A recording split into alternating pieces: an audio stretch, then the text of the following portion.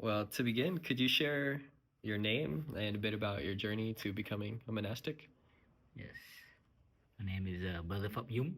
It means Dharma embrace. And I, my family left Vietnam and escaped Vietnam in 1979. I was like 8, 9 years old. I was, and we took, refuge in the U.S. So I grew up most of my childhood in America, educated. I studied architecture in college and worked as an architect for 4 or 5 years. And during that time, I think through high school and then a little college, I met my teacher. I was having difficulty with my dad, like a lot of angry, stuff. um, and then, I went to a retreat, a Vietnamese retreat, to meet Vietnamese people, and so that began to open up like Buddhism for me. Before, our family would go to Sunday temple, like Buddhist temple. So I would go to those, but that's kind of like more. I didn't know what was going on. Just go because you go to eat good food after, like Sunday church. Um, yeah, and so the my first retreat, I met young monks and nuns, and then I began to you know learn a little bit more about my teacher and who he was, and his work for peace during the war in Vietnam. So I became very interested. And then, as well as meditation, I started to learn that. And that helped me with, you know, my anger and my stress. And I became a little bit more light, easy, Um, so that first retreat was very transformative. So I became very interested in meditation. I began to see, my relationship to my dad and being not so confronting and aggressive and mean towards him. Like just feeling, understanding him more and seeing him what he went through. So as a young person, by that time, you're 20 something years old. You never think about like what your parents went through, their suffering. So I began to look at that through, the retreat, helping me look at things, at other people and their background. So that brought a lot of relief to not be angry all the time at my dad, and in some sense caring and loving him more because I understood his suffering. And so that helped me, and I became happier. I began, and I started seeing, learning what my teacher does and what monks and nuns do. So opening up to Buddhism, not as a devotional practice, but more a practice, mind training, psychological heart training, and meaningful endeavor in society, helping improve. Uh, yeah, and so that interest just evolved more and more. With the second retreat, I met more monks and nuns. I was touring with 30 monks and nuns. I was like, man, what is this? So I traveled with him for 3 months and began to understand more. Took a break from my architecture job. Told my boss that, I got to do this. If I don't, I'll be very regretful. So he's very kind. He let me try out for 3 months. And I think that's when things shifted for me, understanding more about Buddhism. And I always wanted to help society and, just have good purpose, meaningful endeavors, architect, artist kind of type. I was not interested in family, children, having my own kid and all that. I just love doing creative things and affecting society. Projects that like to help vagrant street sellers, Mexican street sellers, and how to get them to like pack everything up quickly and then escape when the police come. Those projects really I try to help make benches. In school I was like trying to help. They call social architecture.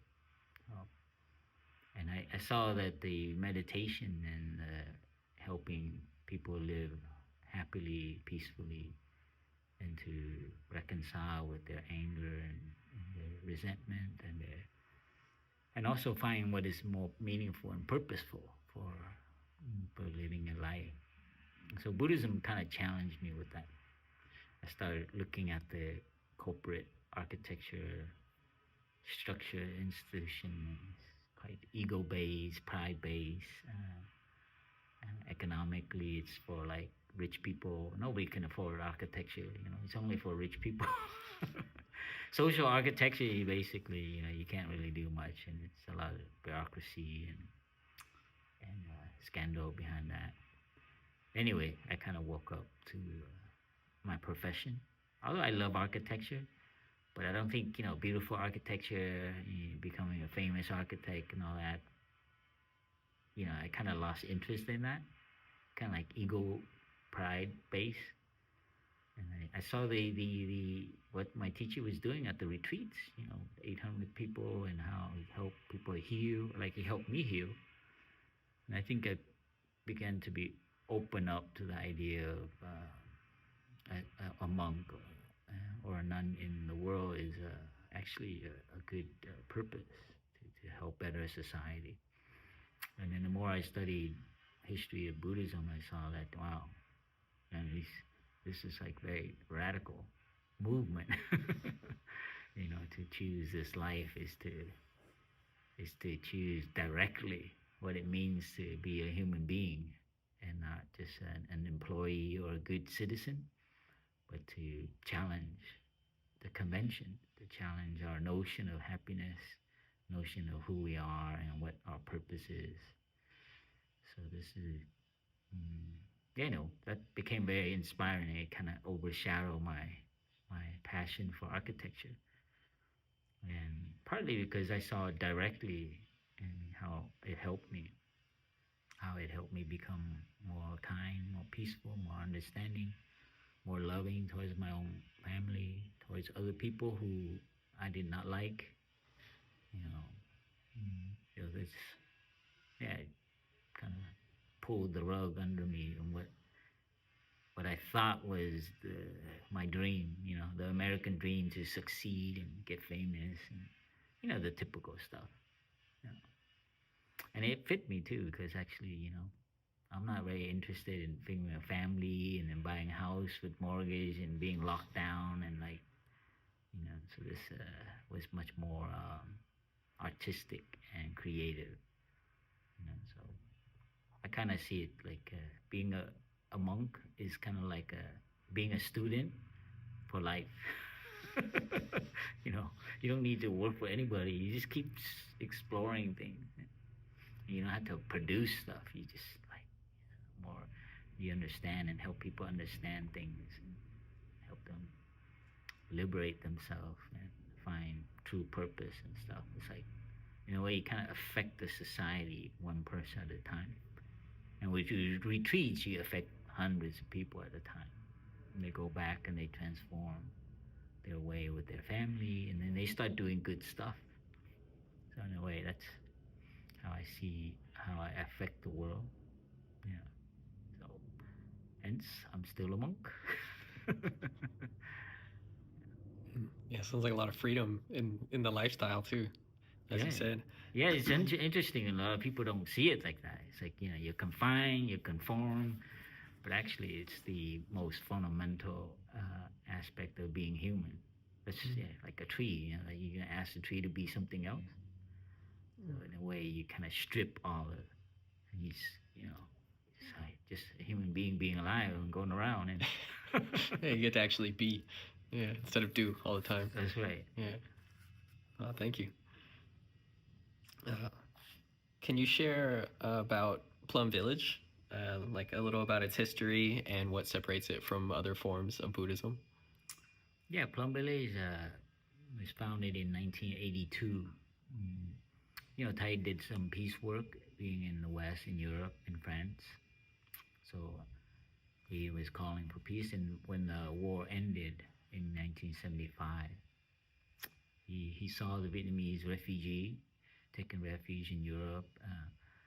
They were disconnected and had cultural adaptation difficulties. So he formed this center. He always had this vision to build a plum village when he was in Vietnam in the 60s and 70s, to build a monastery, not just as monks and nuns, but a fourfold, including lay women, lay men, families. So like a village.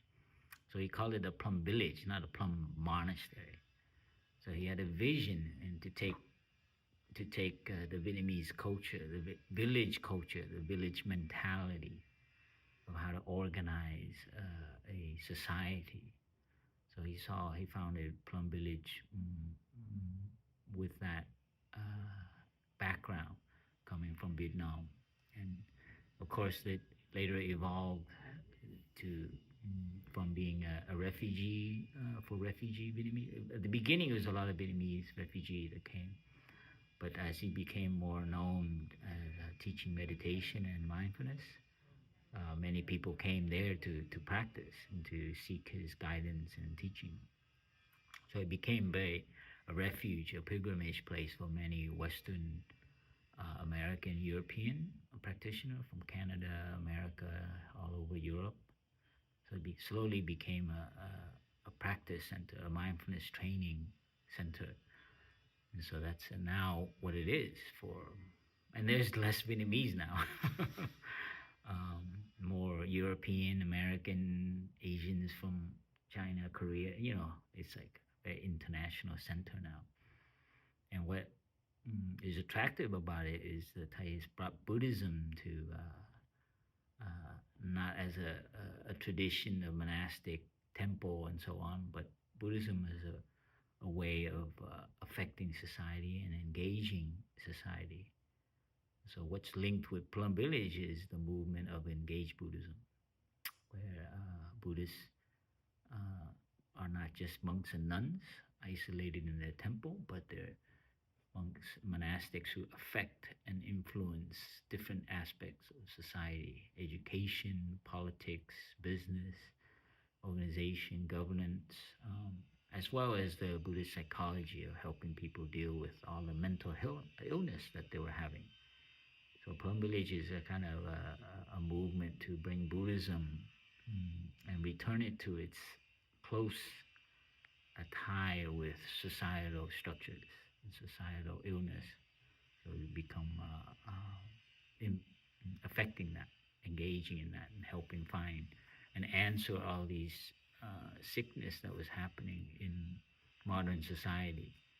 So people more and more came, and so this is a kind of an interest in a kind of Buddhism that was engaged in our daily life. You go there and it's not just sitting in the cushion. That's only one part, but the rest of the 20 something hours is washing dishes. They come do the toilet. They do walking meditation, tea meditation. So Thai brought the daily life and brought meditation into it, meaning to be present. So, so we engage Buddhism is engaging our lives, every aspect of our life, as well as engaging societal needs. What can Buddhism offer? So there's a personal healing, but then also healing society and the planet. That's a kind of vision for engaged Buddhism that's really hit a chord with modern society. So it's not to retreat from society and find peace in the mountain, but to find peace with every step, with every action that we do. So this is the concept of Buddha's Plum Village. And to organize the structure there too, monastics and lay friends working hand in hand. These retreats we have, like 800-900 people, and they come, and so monks and nuns along with lay person, they take care of it and they teach. So it's a kind of experiment of Thai to redefine monasticism and the relationship monastery with the societal structure. And now, Plum Village is expanded to many other places in the U.S. Has 3 centers: Australia and Germany, Thailand, Vietnam. So and we're taking that model and bringing it into other places. Mm. Yeah, that's what always drew me too to this tradition is the accessibility of it. It's not like I have to abandon my life, but actually like it invites me to live my life more deeply. Yeah, So that was seems really revolutionary yeah. in that way. Um, Mindfulness is central to this tradition, to this practice. Can you share a little about what mindfulness is and why it's important? Yeah. Well, mindfulness is a quite a catchy word now, after a decade or two. But it comes from a translation of a Indian word in Sanskrit is smrti, which means to not only to be mindful but to remember or to recollect. So if you being mindful is to be aware. So what are we aware of? We're aware of what is happening in the present moment within our bodies, within our mind, within our emotions. So it's a kind of a gift that we've, as human beings, evolved to have. This, besides running around and just being aware and chasing things because of our hunger and our need to survive. Now, as our consciousness has evolved, we're quite aware of other aspects, right? Our mind, our consciousness, our spirit. So this is how we've evolved. And I think the Buddha is the first one, kind of like recorded to kind of wake up from that, to become mindful of like, man, like see how things are all connected, right? So when you live with mindfulness, you're aware of what is happening in the present moment, what emotion is coming up, and how that came about, the interconnection of that, how water and food has come to our plate when we eat. So mindfulness helps us remember and be more aware of things that we sometimes just see and take for granted superficially. Oh, that's my dad. Oh, and you lock them. You have an idea, but if you're mindful, you kind of pick him up his energy, and you're grateful. You're like, wow, he's still alive and still healthy. And so you enter the house, and you're like, if you're mindful, you're like, you know what to do and not to do, right? So these are, it's a kind of energy that helps us kind of direct and be more deliberate and purposeful because we remember how. So mindful is also being mindful of how impermanent everything is, how everything is interconnected. So being aware and remembering that truth, it helps us live more fully and meaningfully and not waste our time with like things that that is harmful to us and to the environment, to other people. And most of the time we do things that are harmful is because we forget, you know, what is actually good for us and good for other people. You see that? What it means to be mindful, to remember, and to recollect. It's like, dude, do I want to go down this path again? Or like, or we're not aware that, we have this wound and we want to cover it up. And so we run away from our suffering. So we forget that these things don't help, even though it gives you, temporary satisfaction. But we forget that those things make us feel bad afterwards. But because of our tendency, our habits, and our neural pathways are so locked that we forget, we ignore. So anyway, I want to share with you that mindfulness is not just like enjoying, being mindful of this and just. It is about enjoying the present moment, but it's also being aware and being grateful. Um, yeah, for a lot of things that are still in our lives. The wonder of being alive. If you're aware of that and you get nourished by that, that will give you a lot of energy to embrace and to hold other energies that you might have that might be difficult and challenging.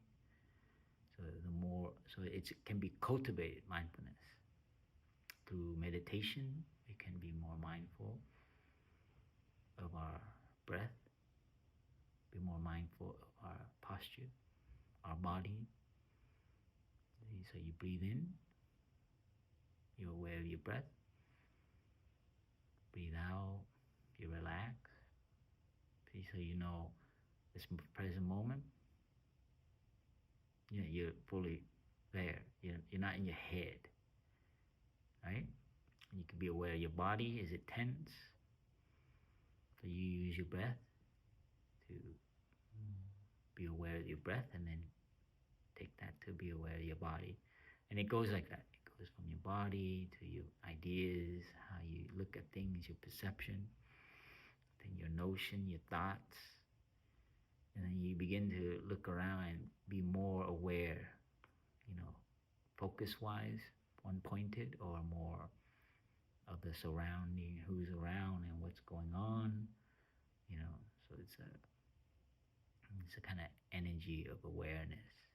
And the more you cultivate that, the more sensitive you are to what's happening in the present moment. Not just here, but around the planet, on the planet. There's a lot of things, and it moves you. If you're mindful, it directs you to live your life in a particular way. How to take care of yourself, take care of your day. Yeah, so it's an energy, mindfulness energy that can be trained, cultivated. And it's like a battery, your capacity, your energetic, awareness becomes stronger. And that's a very needed energy now, because people are lost and not present anymore. Yeah, and that's another word that can go along with mindfulness. Besides recollecting, remembering, is presence. Your mind is fully present. You're there, And if you're strong enough, concentrated, then you know what to do, not to do, what to say or not to say. You're no longer reactive like your habitual tendencies and impulses in front of your father, your mother. If you're mindful, you don't let them push your button. Your siblings. So you have this kind of power to be more in control of yourself, restraining yourself. So besides recollecting and remembering, it's also being present, and that is lacking more and more in our society. That's why we need training. And people are on their gadgets and internet, and they're always thinking about somewhere else. They're full of thinking. Yeah, so mindfulness helps us reduce that thinking and be more present. When you're present, you don't have all kinds of notions that precede, the moment. Oh, let's take this, sunset photograph. Oh, where's my camera? And then you miss everything because you're so worried about taking pictures. Your habit, right? And you go through life like that, always catching, but not really present. And that's a shame, because when you hit 80, you're like, man, what happened? And you can't rewind. So being present to your life and the gift of being alive,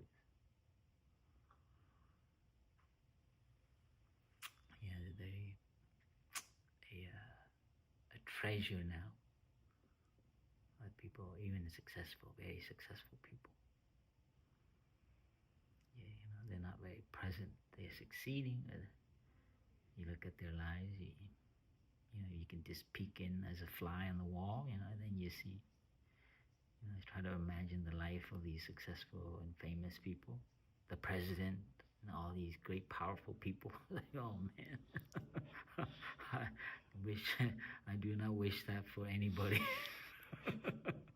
See, so as a meditator, as a person who remembers and look into things, you have time to look at what is real meaningful and what is superficial, right?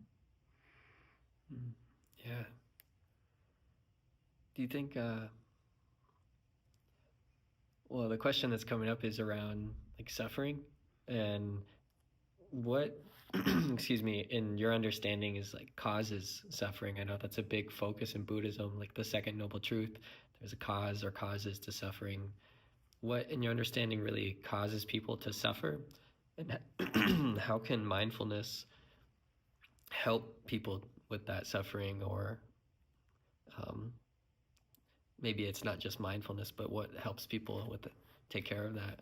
Yeah, in Buddhism, suffering is because we have wrong ideas about things, wrong notions about things that are, impermanent as being permanent, things that are not, that are very connected, but then we separate them. We have all these notions. Of course, life, there's pain, there's loss, there's, from our habits and, unskillfulness as human beings, we cause each other suffering. We cause ourselves suffering because we just don't know who we are and what, you know, what is worthy and meaningful to do and what is harmful and what is not harmful. So suffering is a lot of unknown. We live mindlessly, not aware of what is right, what is helpful, what is skillful. So we, have impulses and habits and, notions that are not aligned with really how things work. You lose something, you break something. It's like so, how you react to it, you suffer or not. You lose your parents, and there's pain. But if you have time to take care and grieve properly, and go through the emotion, and you'll find a closeness to your father.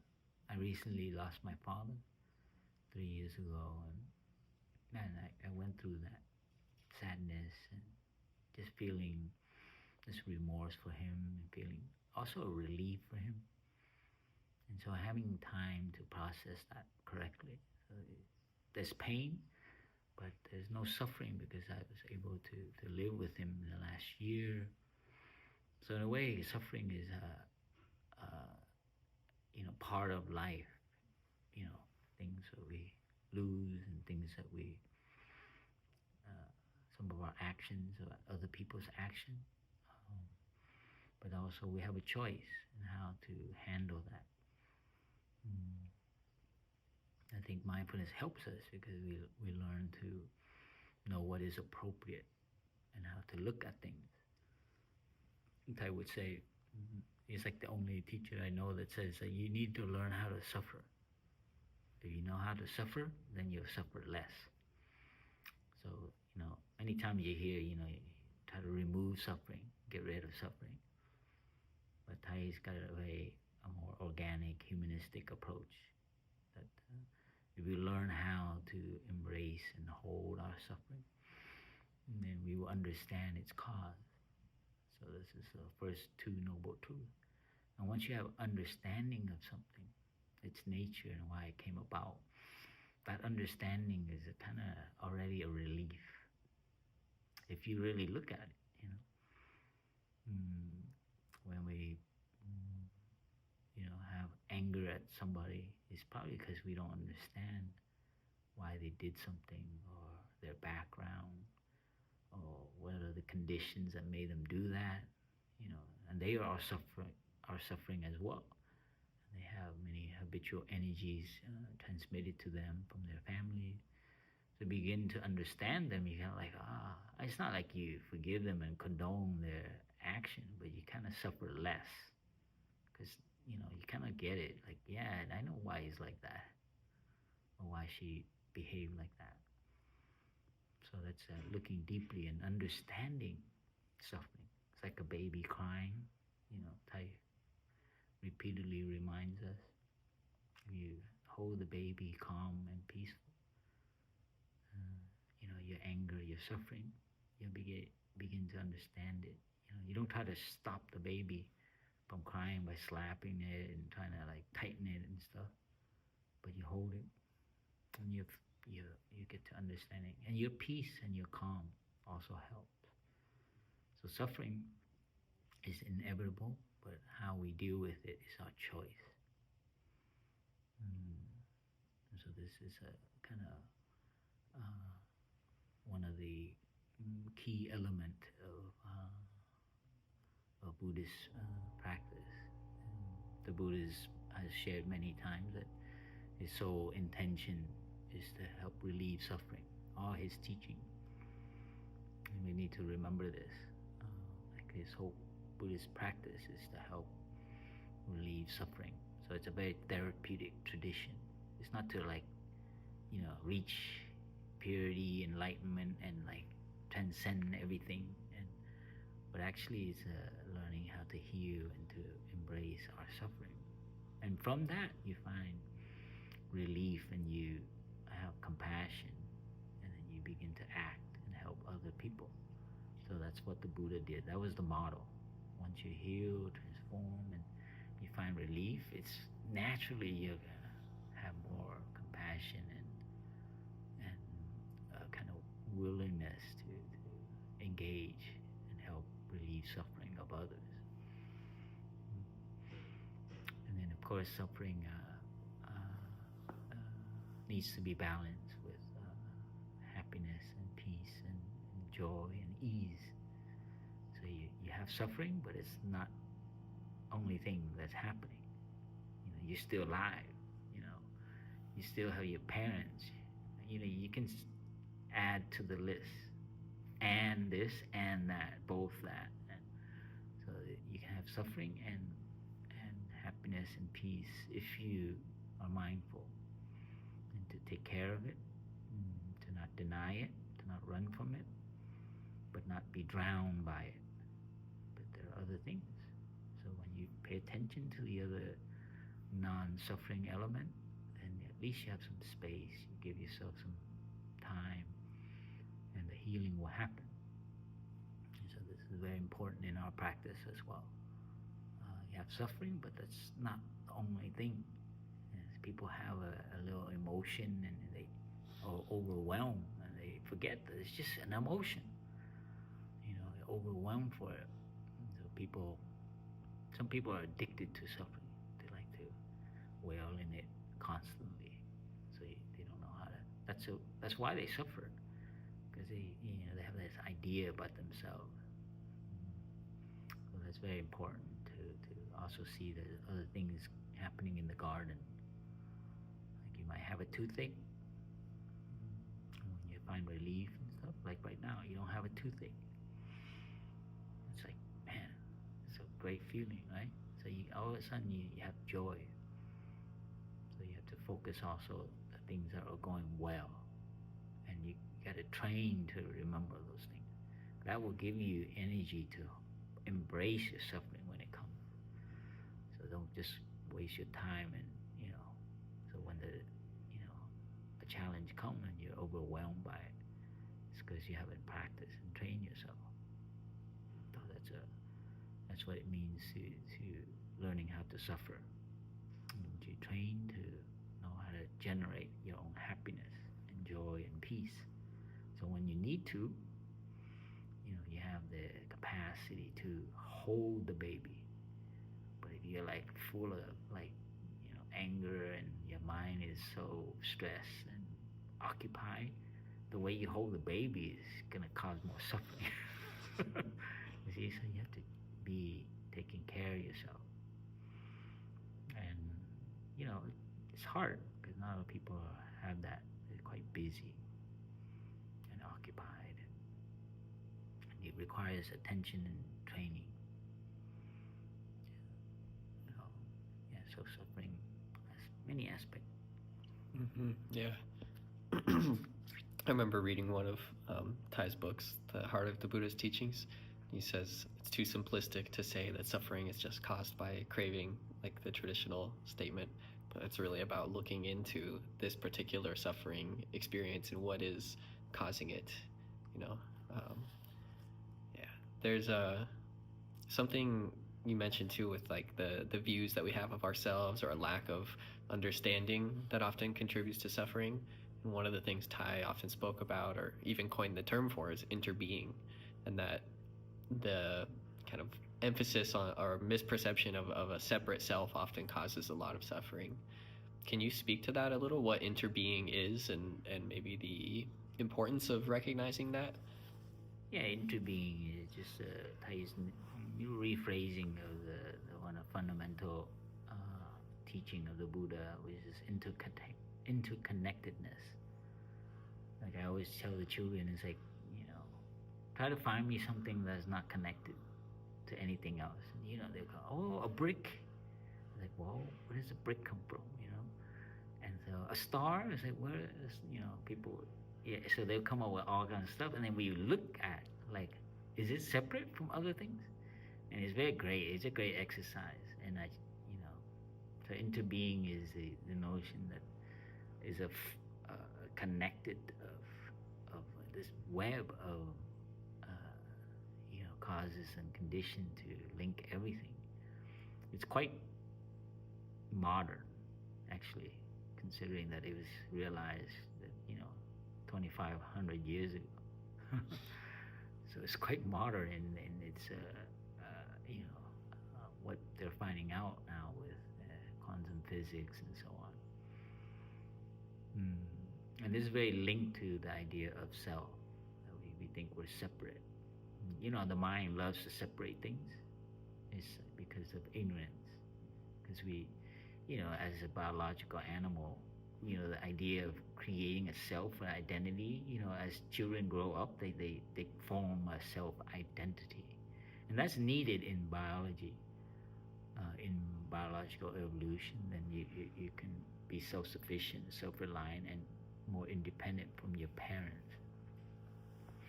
And so, what the spiritual awakening is like to really see through that and see that, well, actually, you know, without air, how could I live? And where does air come from? The trees. So there is a relationship to the tree. So you eat an apple, you're like, oh, man, somebody brought this apple here. Where did this come from?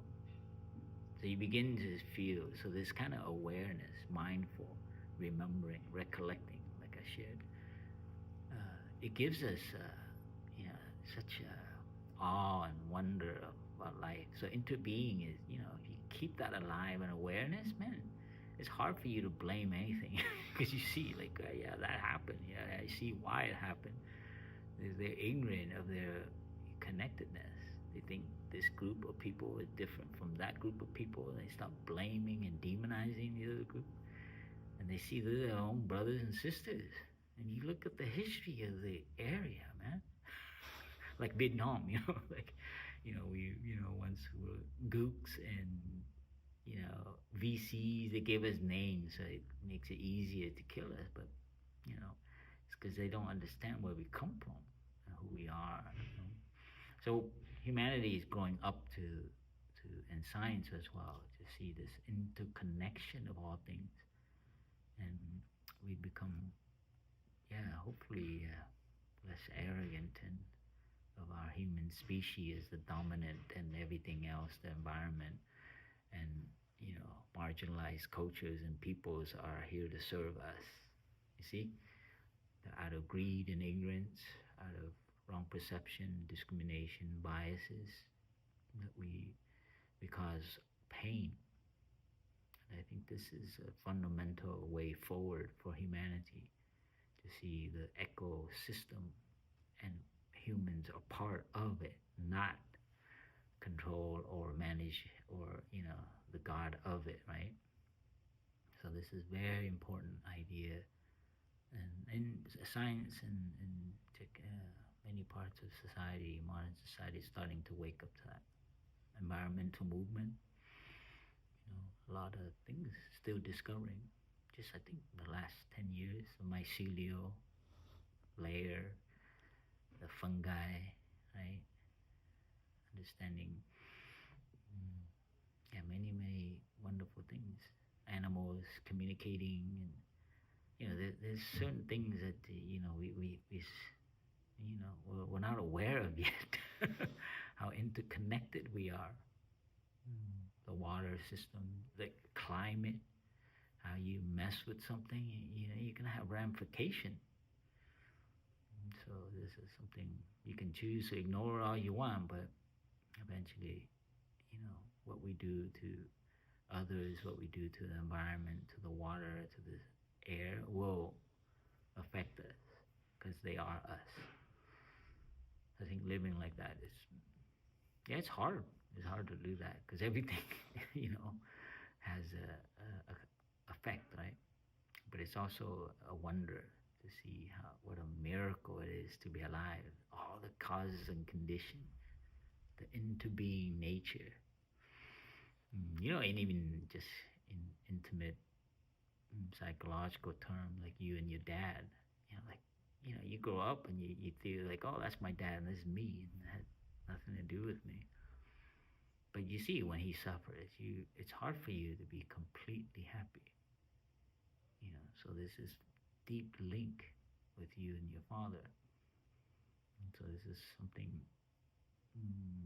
people don't see, and why they go looking for happiness in the wrong places because they haven't really reconciled with these elements that are, you know, inevitably and undeniably connected to you. So you cannot go, oh, that has nothing to do with me. Oh, that's another part of group of people. That's not us. And you see there's pain because they are a part of us as well. One of the things that I've come in touch with that helped me transform, and with my dad, with other peoples, and so I begin to see this informing my life more. Yeah, notion of interbeing, but it's a practice. It's not a notion only. You gotta practice it. When you eat, you gotta contemplate. The things on your food, on your plate.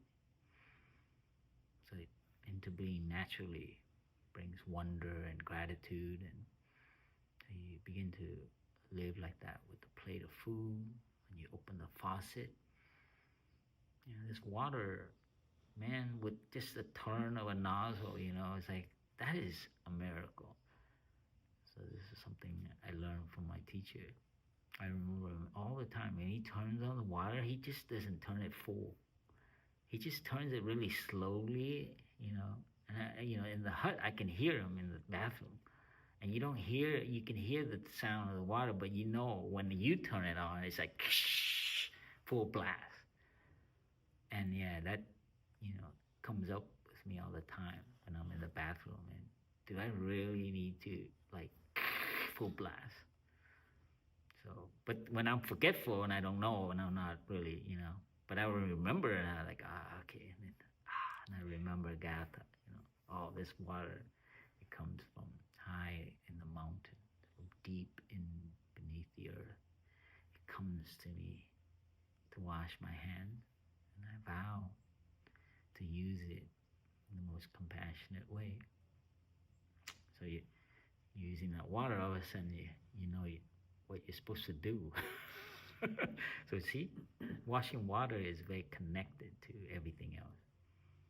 So interbeing is it helps us remember, if you keep it alive and keep it as a practice reminder.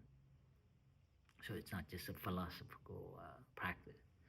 It's like, oh, you have debates about. Yeah, what you're speaking to makes me think of Ty's quote that the miracle is not to walk on water, but the miracle is to walk on the earth. Yeah, right. Yeah, if we can do that, yeah. And many times we run after, we walk towards our projects. Yeah. Yeah. There's something you're sharing too. Well, for me, I can recognize that I think most of the modern problems in the world stem from this lack of understanding our interbeing. That if we collectively understood that, we'd behave a lot differently. But for that to happen, that change of thinking has to happen within oneself. And it makes me think of the saying that I saw on one of the sweatshirts, like peace in myself, peace in the world. Yeah, Yeah. that's right. Um, so touching. Here. Um, Would you like some more? please. Yeah. Thank you. Cup. Some of the questions were answered, so I don't have to go through all of them here, but Yeah, the interbeing of questions. yeah, exactly. Separate them and they all connect. Yeah, it was actually hard to make this list of questions because I'm like, well, they all kind of, Yeah. it's too linear. Uh,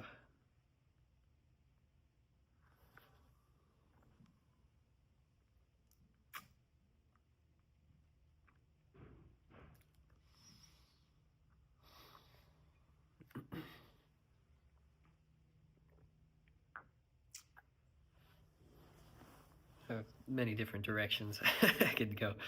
I'm curious because the essence of this project that I'm working on is on helping people find freedom.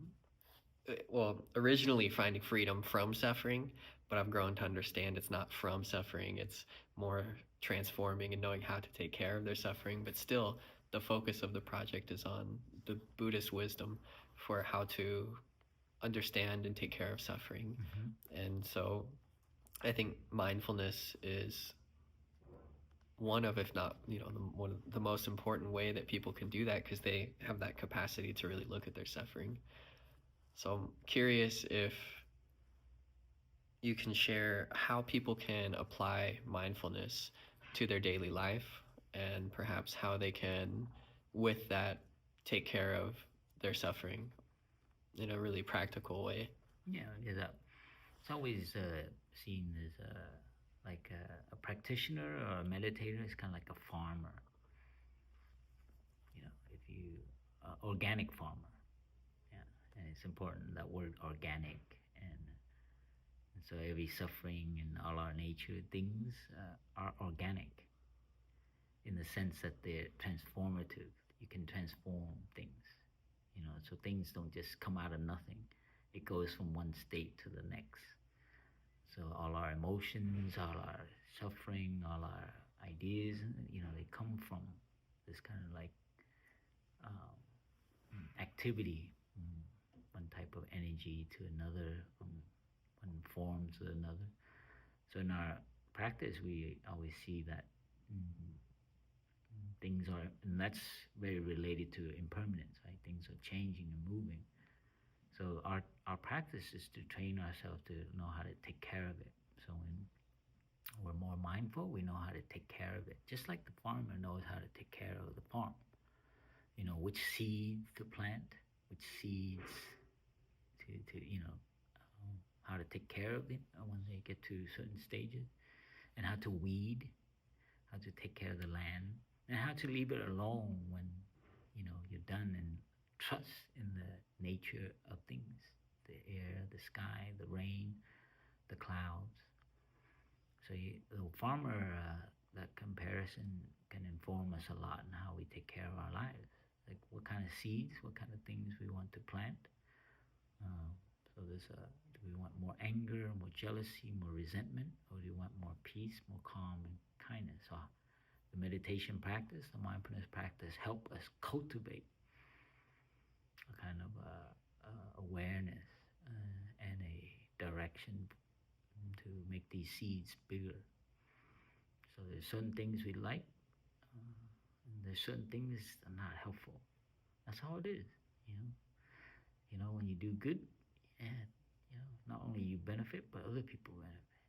When you hate and harm, you think you benefit. When you're greedy and stingy and so on, you think you benefit, but actually it's hard for you to sleep. You become very suspicious of other people. That happened to me. So in a way, you gotta understand and be mindful of what you're cultivating in your mind. So meditation, another word for it is cultivation. You see the farmer metaphor?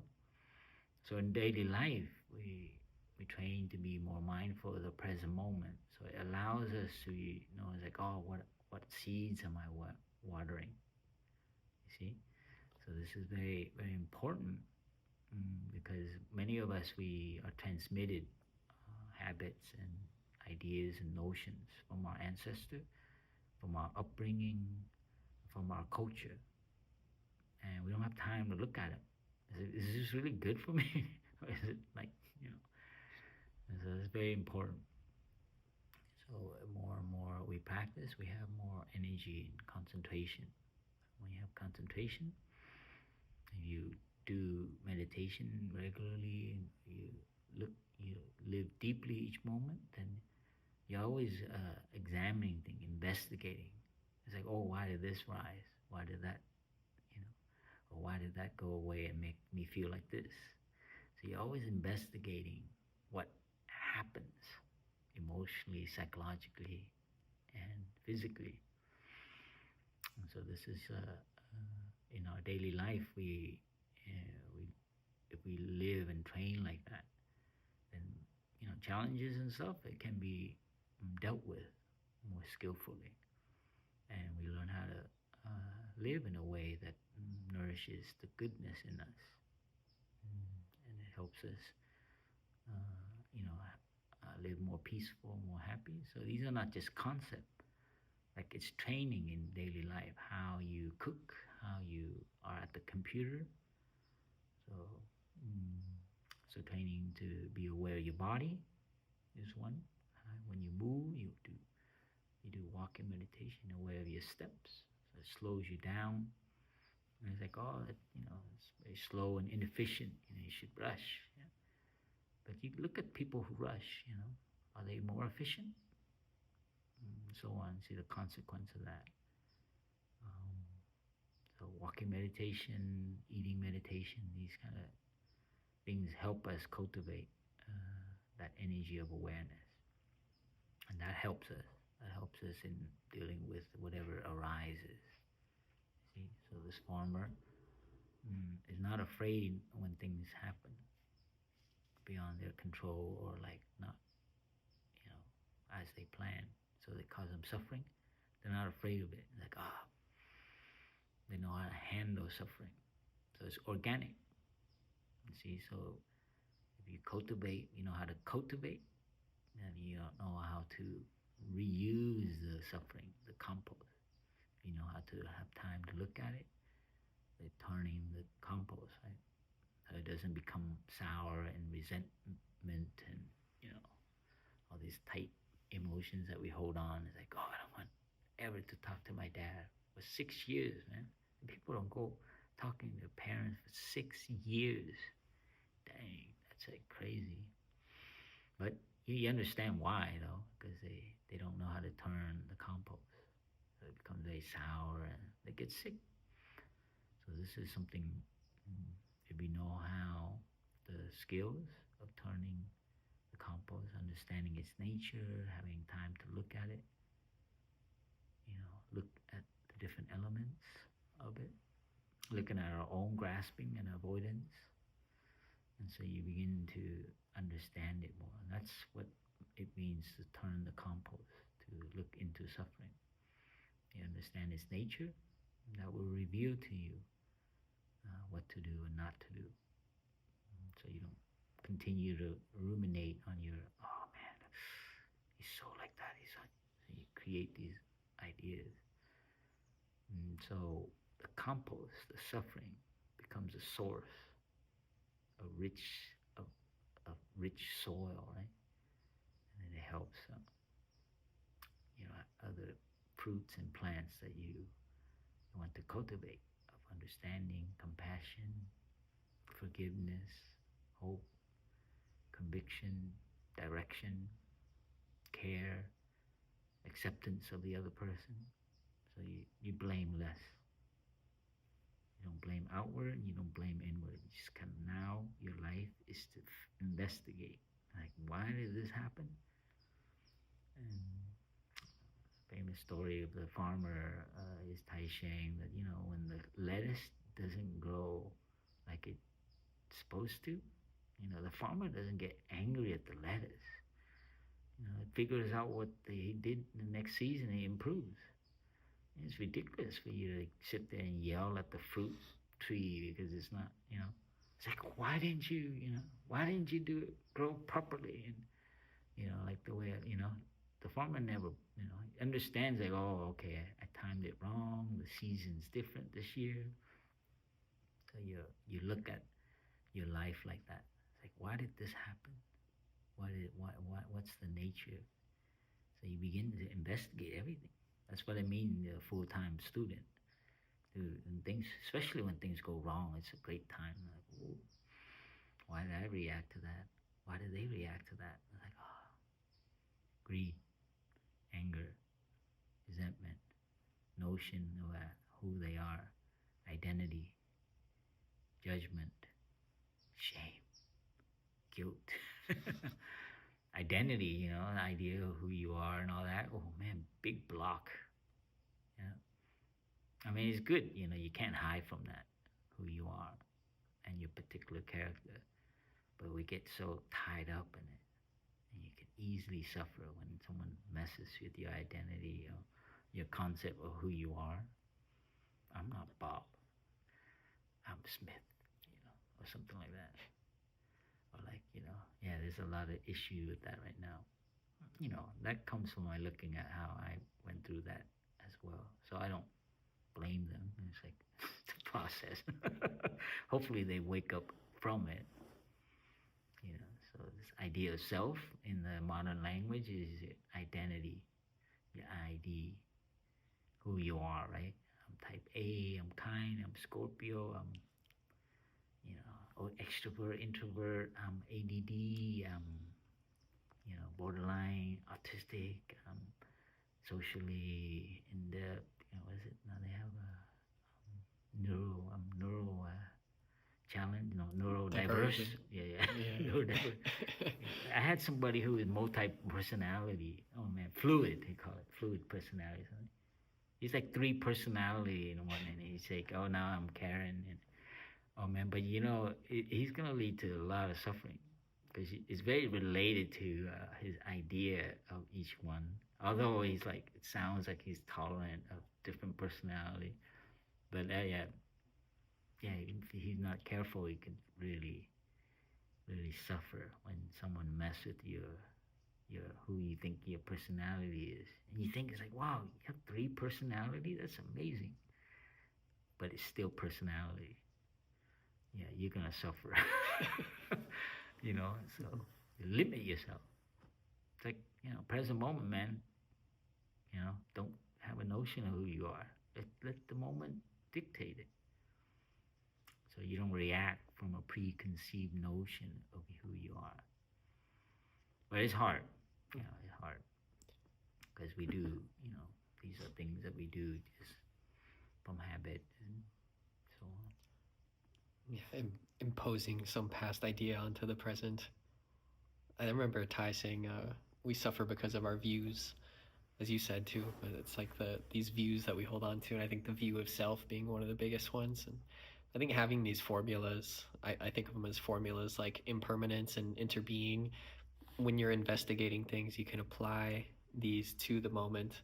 It gives some direction on how to handle things. It's like, okay, because I have these teachings to reference, it's like I can see things are always constantly changing. And so even with my emotions, I can see like it feels so strong right now, like it's always going to be this way. But I know from just investigating, things always change. So like, let me just let it be, and it will Yeah. change. And like, then I can look into it too with that space and see the interbeing of it. It's like, well, what brought this about? What are the conditions that come to it? Yeah. I have one more question I'd like to ask you, and it's around. I'm kind of still formulating in my mind as we go, but um, I think when people see interbeing, or even perhaps without seeing but as they start to understand more, there is this compassion that naturally arises from this. I'm curious what the role or the importance of compassion is in Buddhism, or perhaps not even in Buddhism, but in life in general, and also with towards oneself. How the role of compassion is in taking care of oneself or taking care of one's emotions, because it seems to be something that's emphasized a lot, in Buddhism, but it's cultivating compassion. Compassion. Yeah. What is the benefit of that for the world or for oneself? And yeah. Yeah, as human beings, I always sometimes imagine myself when we were still evolving, and maybe we didn't have it compassion as we know it now.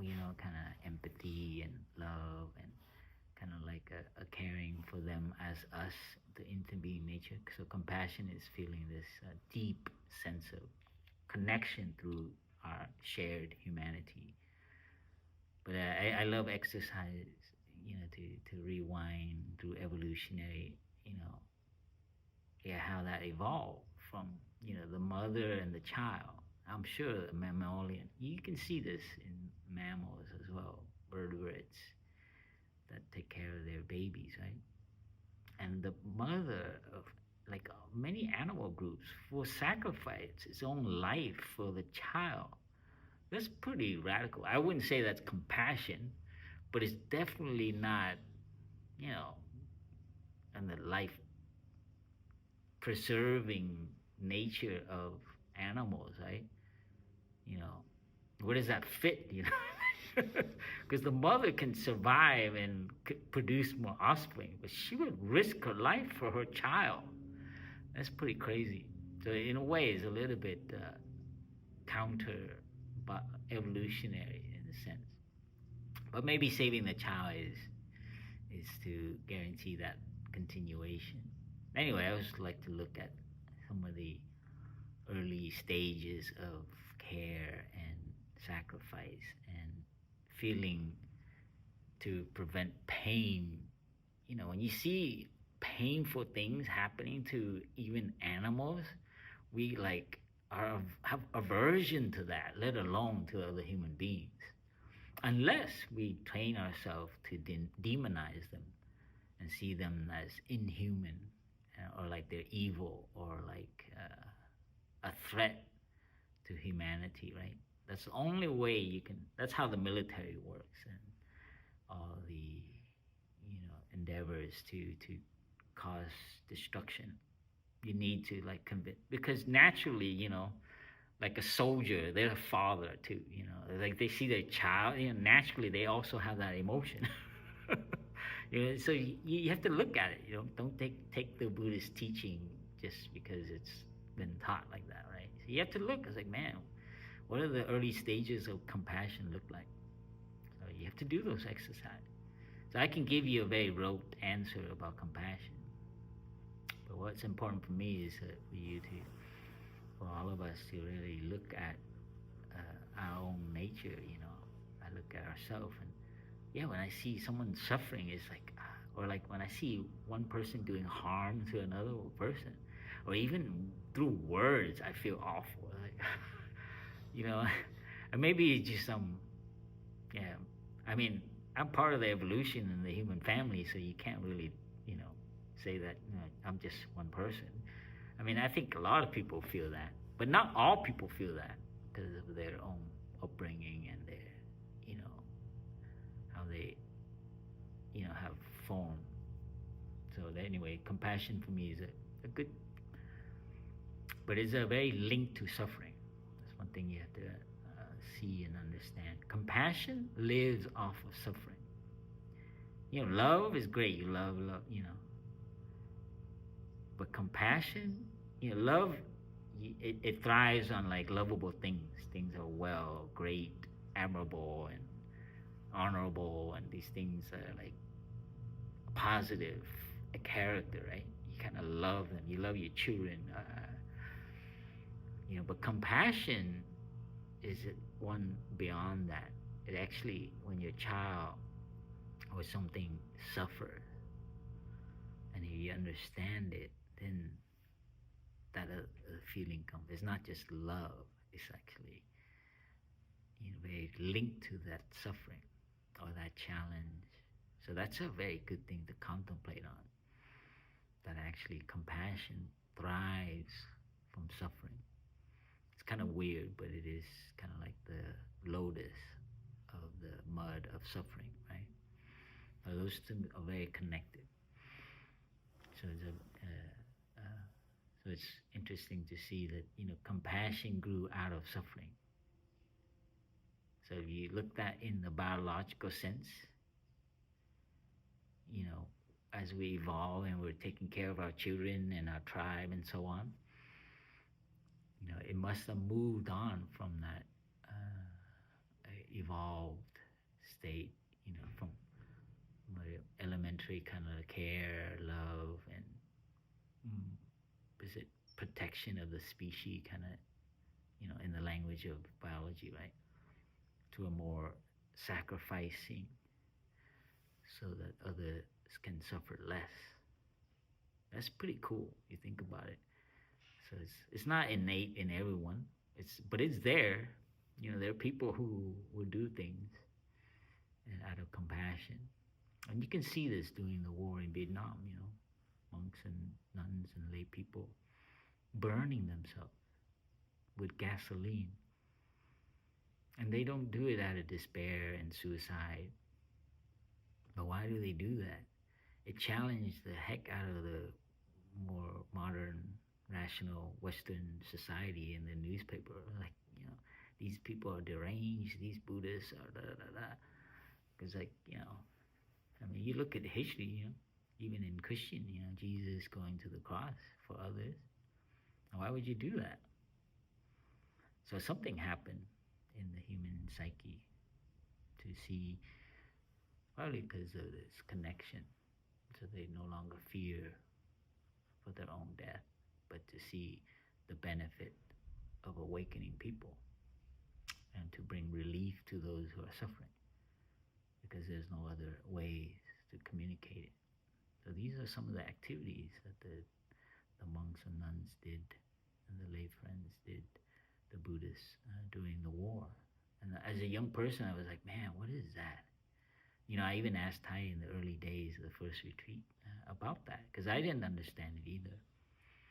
Because I was reading through Western media, right, and the libraries.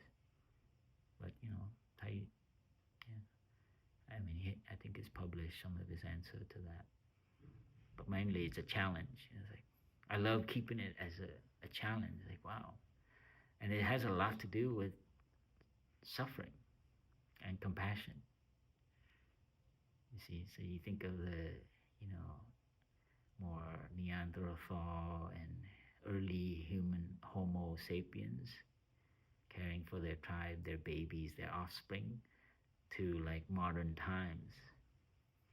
But anyway, I keep it, not as an answer, but an invitation to reflect on the role of compassion and how much we need more of that nowadays because of the proliferation of a notion of separateness, of us against others, and not seeing our common humanity and our mutual suffering. When you cause harm to another person, there's no way that's not going to return to you. That is also a fundamental nature of interbeing, the cause and effect. Yeah, and when you cause harm to other people, there will be a psychological payment, a cost. You cause harm to the environment, humanity, and the living species will have to pay. So the interbeing is also a cause and effects dynamic. So compassion has a potential to actually cut that cause and effects cycle, the vicious cycle they call it. Okay, with my life, this lifetime, I end the resentment. I do not blame any fathers anymore. You see, at least I ended that. I'm not going to get enlightened, but I will never blame another person again, even those causing great evil in the world. I don't hold harm, blame, hate in my heart. I can say that. course, it's gonna make me angry. It's gonna make me react.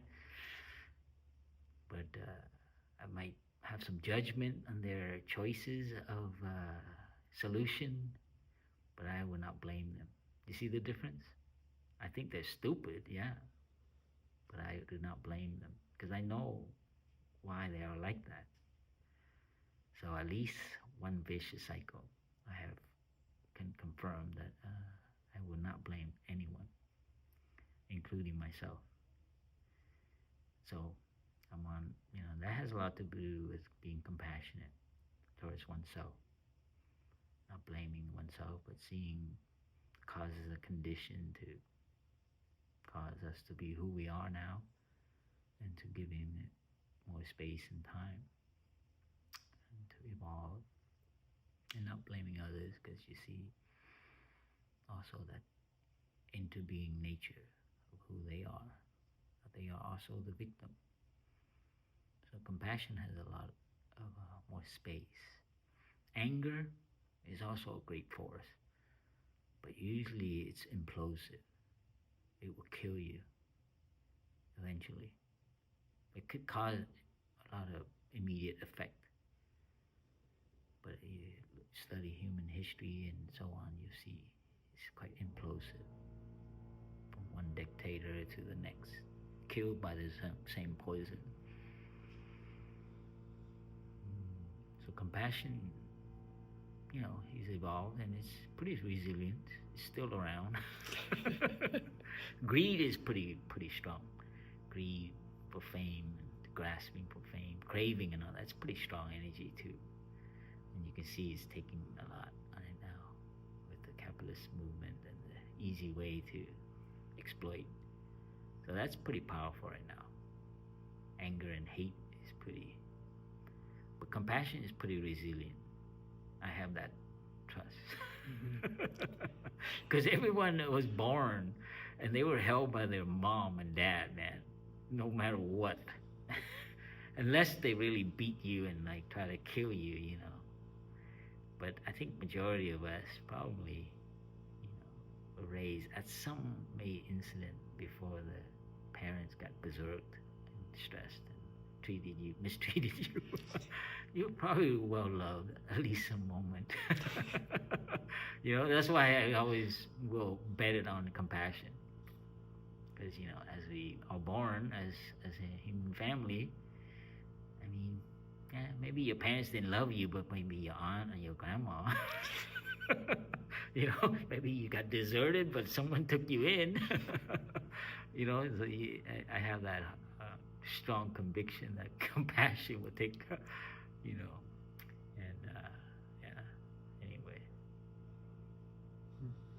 yeah. Good luck. Oh, thank you. Yeah, thank you so much for taking the time.